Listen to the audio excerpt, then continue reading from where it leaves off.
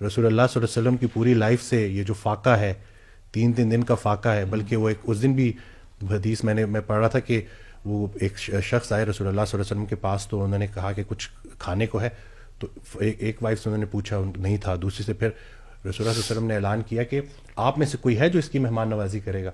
تو پھر وہ ایک شخص آئے، ایک انصار آئے، انہوں نے کہا کہ میں یہ کروں گا. جب گھر گئے تو اپنی وائف سے پوچھا کہ کچھ کھانے کو ہے، تو انہوں نے کہا کہ سوائے بچوں کے کھانے کے کچھ بھی نہیں ہے.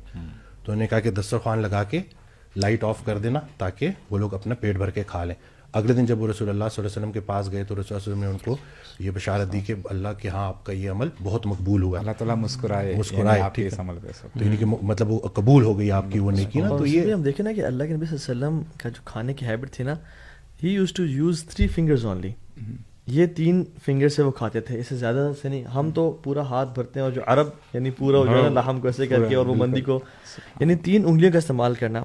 اور جب میں نے کچھ ٹائم کے لیے اس پہ عمل شروع کیا تو اٹ واز ویری ڈیفیکلٹ، کہ یعنی کھایا نہیں جاتا.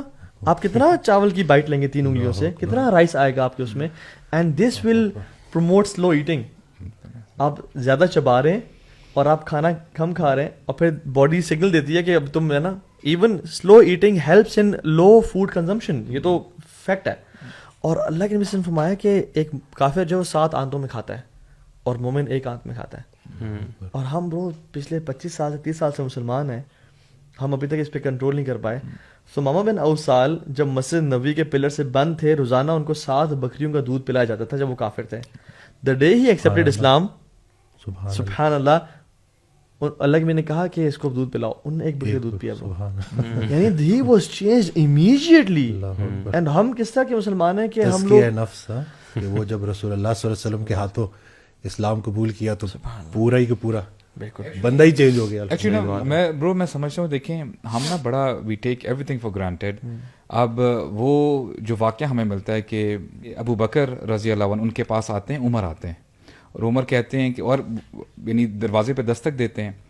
تو حالانکہ یہ وہ ٹائم ہوتا ہے کہ جنرلی بندے باہر نہیں نکلتے تھے گھر سے. تو کہتے ہیں کہ واٹ براٹ یو ہے، اس ٹائم پہ آئے عمر، از ایوری تھنگ آل رائٹ؟ کہتے ہیں کہ مجھے الجوع، بھوک نے جو ہے مجھے گھر سے نکالا ہے. بلکہ آپ صلی اللہ علیہ وسلم بھی گھر سے باہر نکلے تھے، اور دونوں صحابہ راستے میں ملے. دیکھیں نا یہ تینوں جاتے ہیں، وہ ایک دوسرے سے پوچھتے ہیں کہ آپ لوگوں کو کس چیز نے نکالا؟ کہتے ہیں الجوع.